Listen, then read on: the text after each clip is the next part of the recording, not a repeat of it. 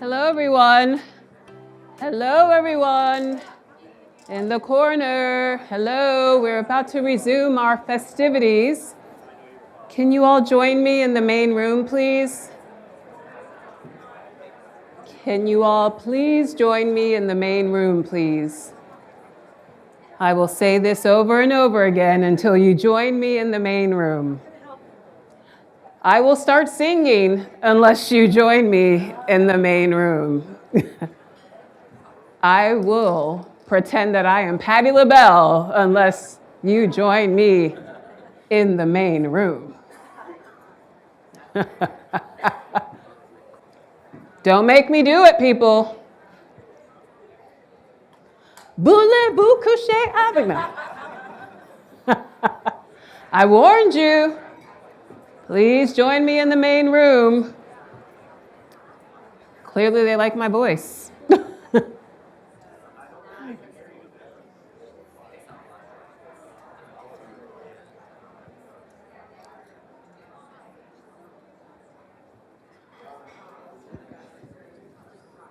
I just flew in from Nigeria, and boy, are my arms tired.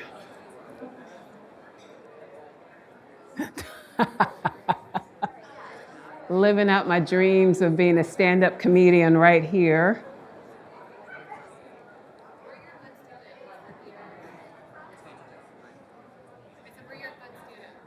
Thank you, my A students in the audience. Yes, and we're not grading on a curve at all, so make your way to the room, please.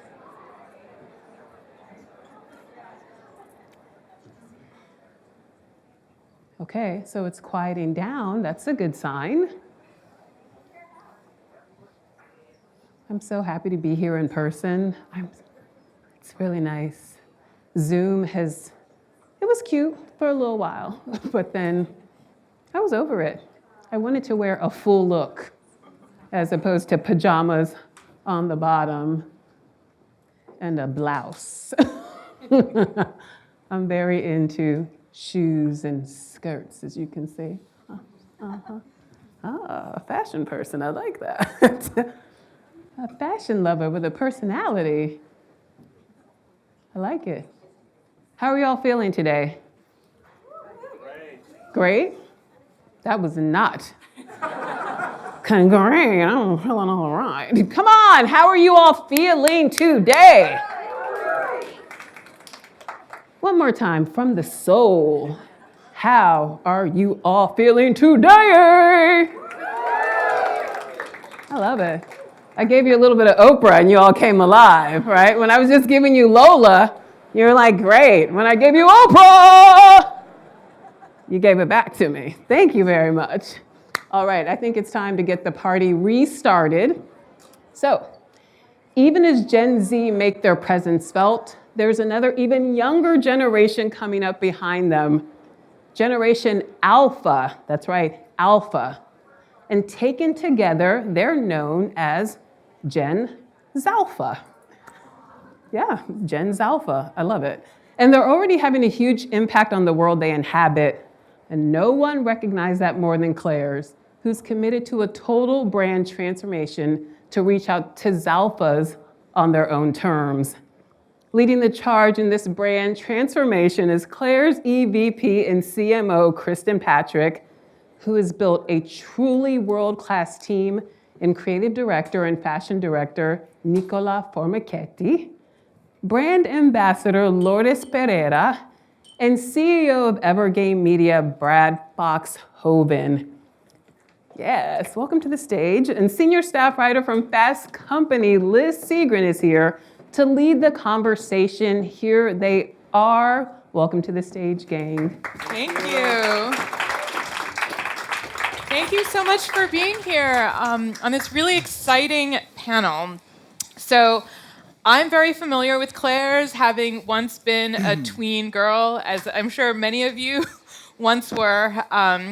But you know what is fascinating about Claire's is that it's a 50-year-old brand, and it has this mandate of having to stay exciting and fresh for each new generation of tween, teen girls and boys. And so that is an incredible challenge. And over the last couple of years, Claire's has gone through this remarkable transformation. It went from bankruptcy and to an IPO. And that is a transformation that happened largely thanks to the people who are on this panel today. So I'm just so excited to dig into this and also to hopefully have you leave with insights about what it takes to win over the next generation of fashion consumer.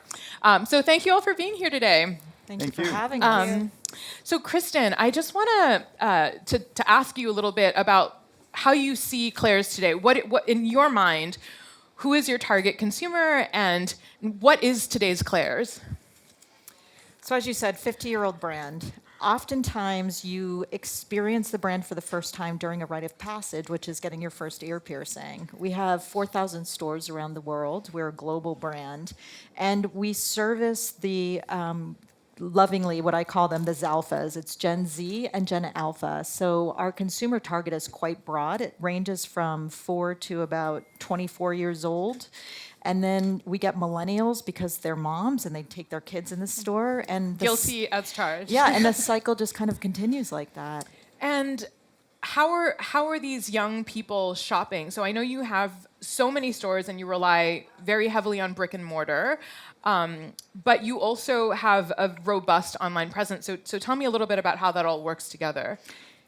You have to be where this consumer is, where they're going. So we actually, we have our owned and operated brick and mortar stores around the world. We actually started to take the product outside of our doors, and we're selling it in Macy's. We're in Galeries Lafayette in Paris. And I think what's so unique about this brand is we range from super high end down to, we're also selling in Walmarts.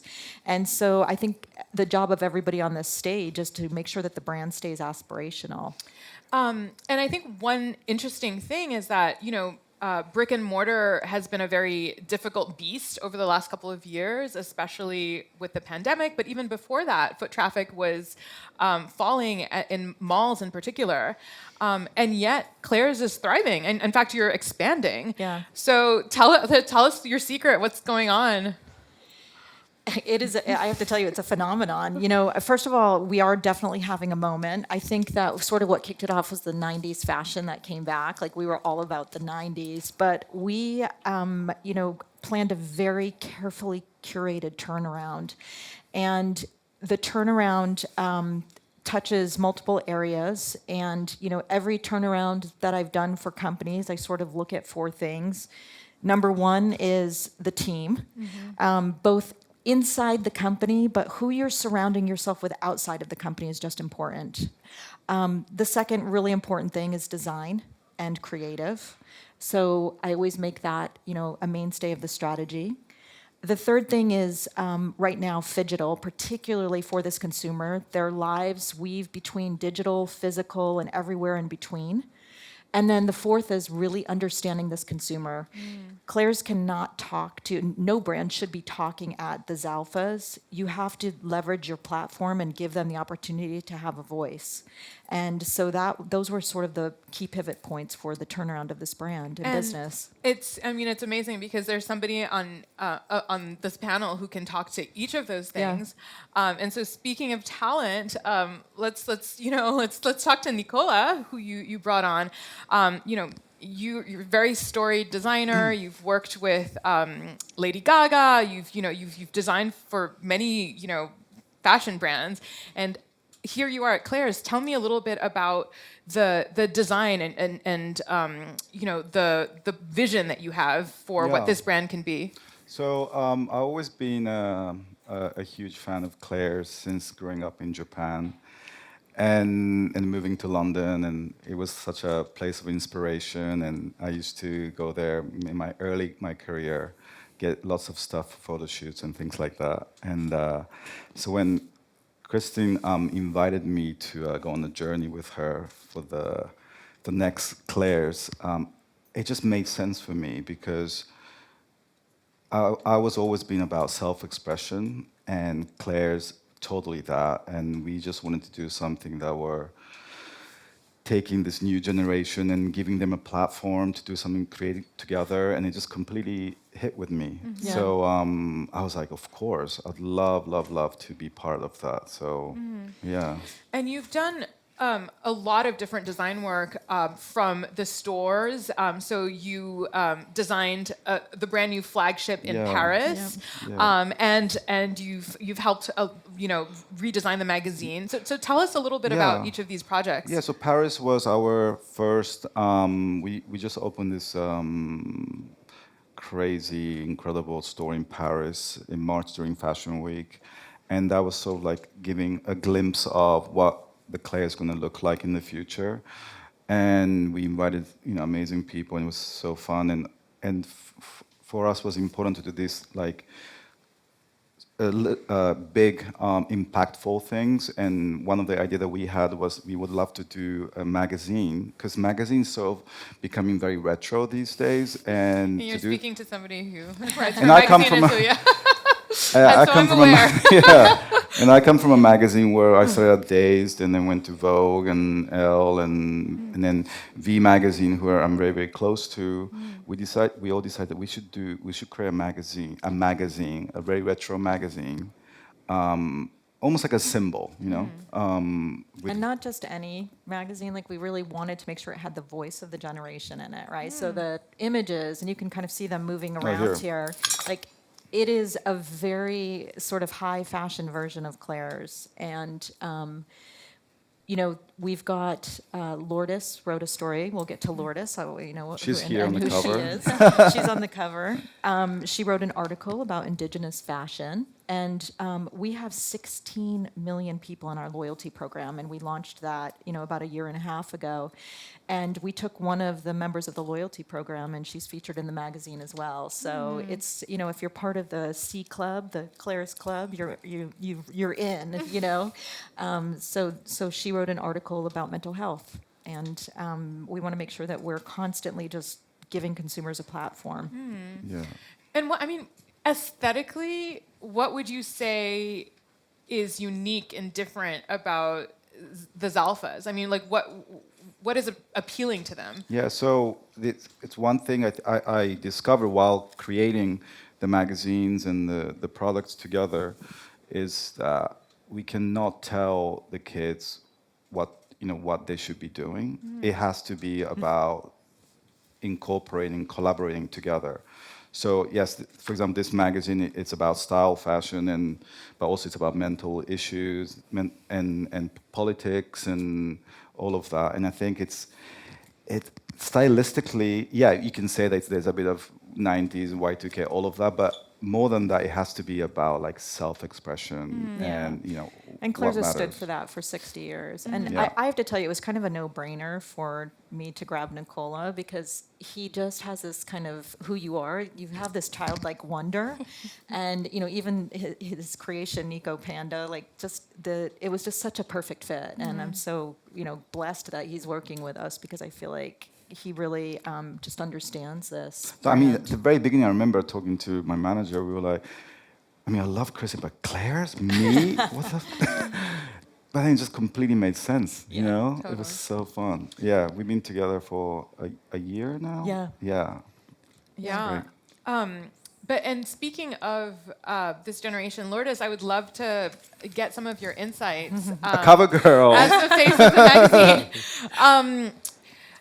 One thing that you see in the research is that, Gen Zs and I guess Zalpha, this is a generation that is driven by values. I mean, that's what people say. Yes. I mean, would you agree with that? Like, is that something that you think is part of particularly unique to your generation?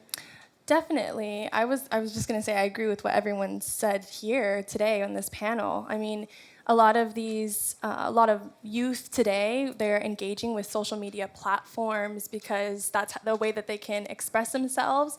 And so it's really great to see a brand just like Claire's listening to youth. I know for me, as a youth, engaging with my tribal community, being in a youth council, talking to advisors, and them listening to me, it's about giving us a voice, that's correct, but also it allows us to be confident in who we are, being that next generation coming up and saying that, you know, along the way, it was Claire's that helped me, you know, express myself, or it's my community as a whole. I think that's just really powerful. And so, I mean, you're witnessing the next generation, you know, Yeah. star.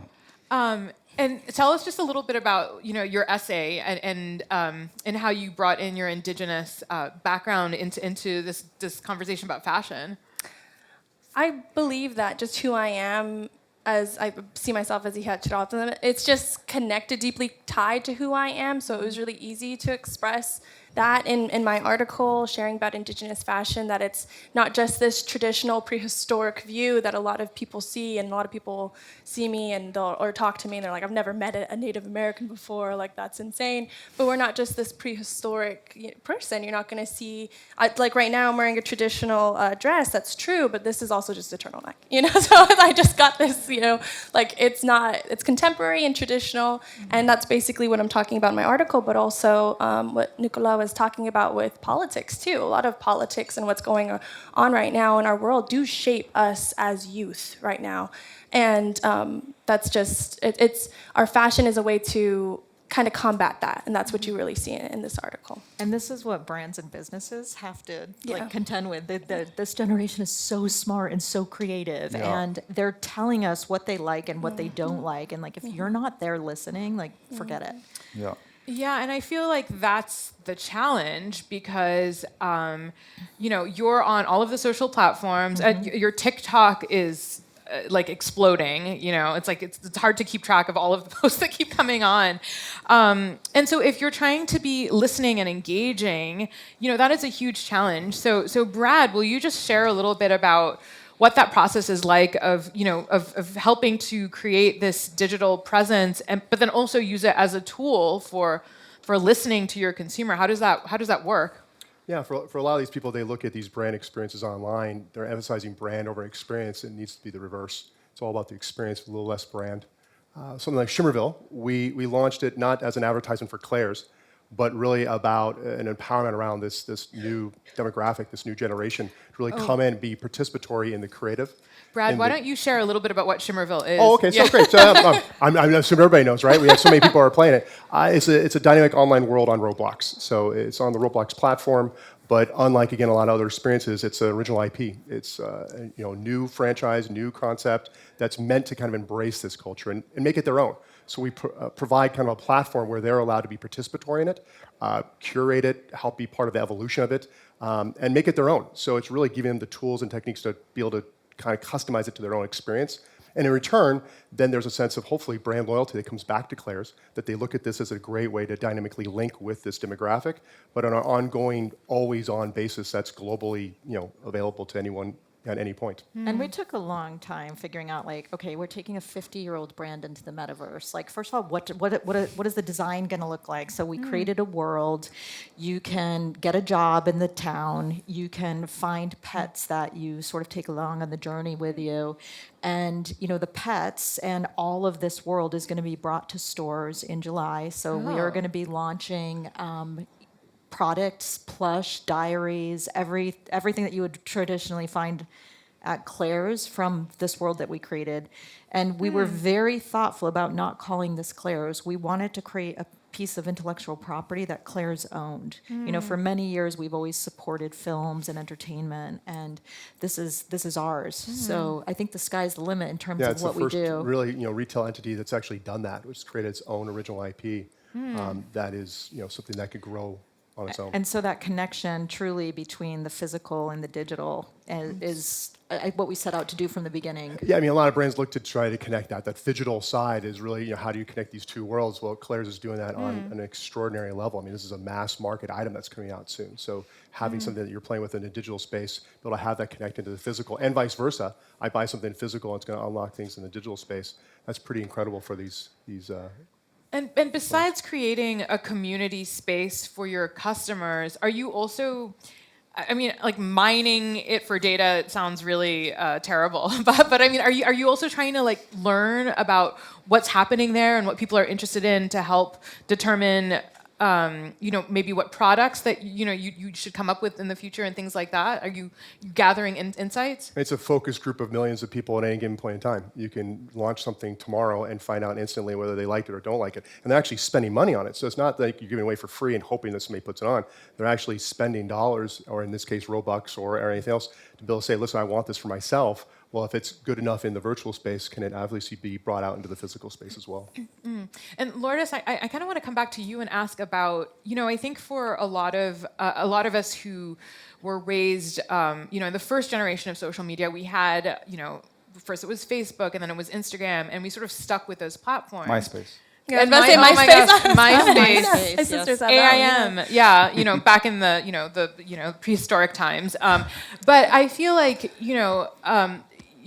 there are many more platforms now, and there's different ways of engaging with them. So I would just ask a little bit, what your perspective is on like all of the different opportunities to engage socially now, and how you choose to put yourself out there.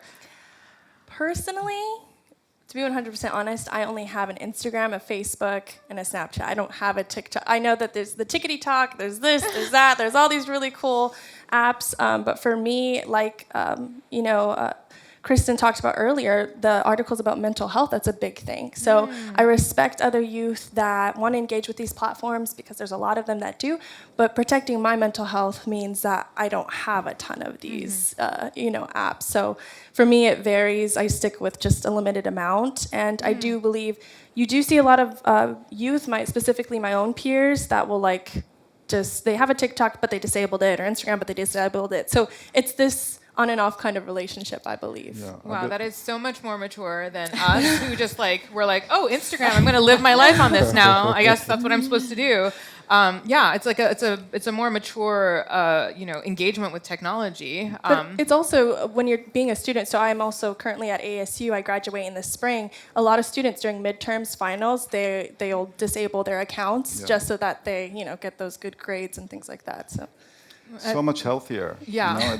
I think that's how we should tackle for a little bit. Yeah. She reads physical books. Whoa. I love that. Wow. And I think it's I about. work in a library, so. Yeah, but I think it's cool that there's there was both extremes world that we can play sometime completely digital, sometime completely pull out, and I think that's how we do things. Gives me hope for my kids and the next generation.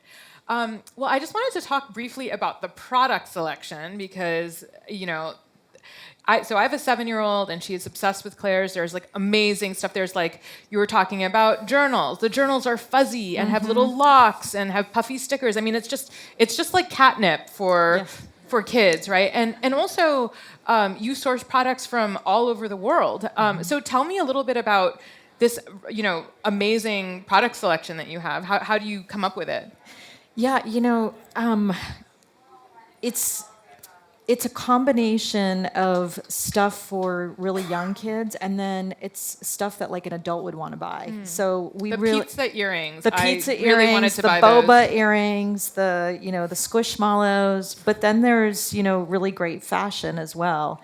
And so we've been watching what's been happening with the product and who's buying it, and it really is a combination of young and then old Gen Zers and millennials as well. And I think what Claire's has done really well over the years, it's something you said when we started this conversation, I think they've been really good at tapping into the zeitgeist and figuring out where it's going. And so if Squishmallows is the hot thing, they're there. Or if scrunchies are the hot thing, they figure it out. And so I actually think that's part of the secret sauce of the company. And how do you catch the trend so quickly and turn products around as soon as they hit the zeitgeist, I guess? I think Or before. Yeah. I think a few that's steps before. Yeah. Yeah, we try to catch it as it's rising, because by the time it's going down, you don't want to be part of that. We have a really great supply chain, and manufacturing facilities all over the world that the company's worked with for years. So before we end, I just want to get each one of your insights about for the crowd here, what you think this group should know about Gen Z and the Zalphas, right? So I'm gonna just put it to each of you and say, what's one takeaway that they should get from everything that you've talked about and everything that you guys have delved into. So Kristin, let's start with you. I think the challenge for brands and businesses today, in talking to the Zalphas, is you have to become almost like a publisher of content, right? Because we do have to be on TikTok, Be Real, Instagram, Facebook, YouTube Shorts. And, when I first got to the company, we had a marketing department that was set up to create signage, like literally retail signage. So we've had to transition in the course of a year and a half to becoming a content creator. And I think that that's been a challenge for a lot of brands and companies. So, I think that it's, like I started with, it's outsourcing, it's insourcing, and finding great talent outside and inside to get all of that done.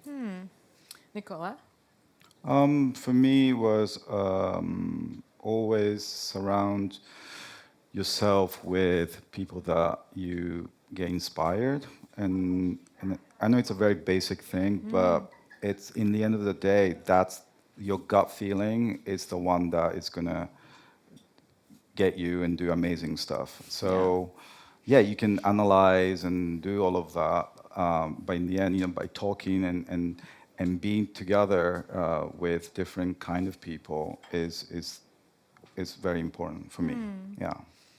And Lourdes, what's a takeaway that this crowd should know about your generation?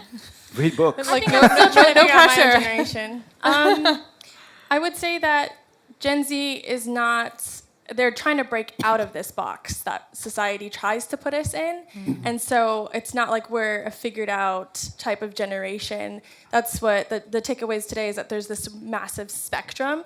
You can get those who are not on social media and that read books, or you might get the ones in between, or are all on digital platforms and accessing that. So it's not this like, oh, we haven't figured out, it's all over here. But just like what everyone shared today, that you have to be flexible with this, massive type of spectrum with this generation, I would say.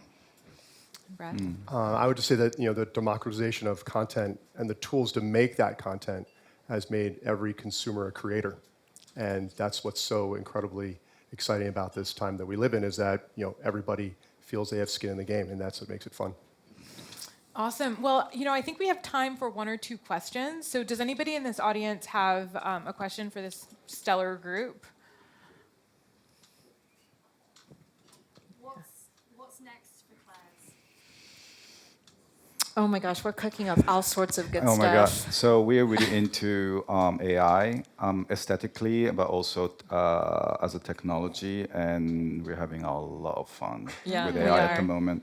And you're going to start seeing it very, very soon. You'll start to see new business categories from us. When I got to the company, we talked to consumers and they said, listen, we love you guys. We want more from you. We want apparel to go along with the accessories. We want you to decorate our dorm and our bedroom. So you'll start to see products like that coming out from us. You'll start to see us getting into beauty a little bit. And so really exciting stuff. And collabs, and also, Yes. lots of collabs coming up, and more content. So we've continued with Mini V, and then more of a show kind of things. Yeah. Yeah, I have two questions. One, do you buy in other brands as in your own retail? And two, what are you thinking about gender fluidity, men, makeup, self-expression? So in terms of gender fluidity, we definitely support and honor whatever it is you want to be, and we have to be that way. So we always say hey, you want pink hair one day, polka dotted faces the next, have at it. We're just here to give you the platform to express yourself. So that's kind of our MO on the world. And then what was your second question? I have a follow-up on that one. Is most of your customer base female or? It's mixed. Yeah. It's mixed. In fact, we have a lot of older men come in to get their ears pierced. So it is literally, it's everywhere. So I say that because I'm very excited about that space. And then do you buy in other people's brands? So we manufacture and design everything ourselves, and we haven't done a lot of that. We do a lot of licensed products. We are doing a gaming program with Megan Plays. I think we're going to start to do a lot more of that in our e-commerce channel. And we have time for one more question. And I think there was somebody on this side who had a question. Yep. Well, so partly you answered it as a mother of your target market, a male.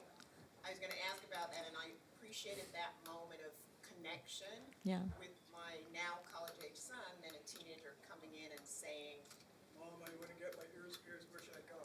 Yeah, and I said, "Oh well, I guess you should go to Claire's." Yeah, yeah, we do a lot of boys and girls and everything. So And what portion of your business is men's? And then I also wanted to ask both of you, Nicola, as well, like, who's your net? Who will you collaborate with?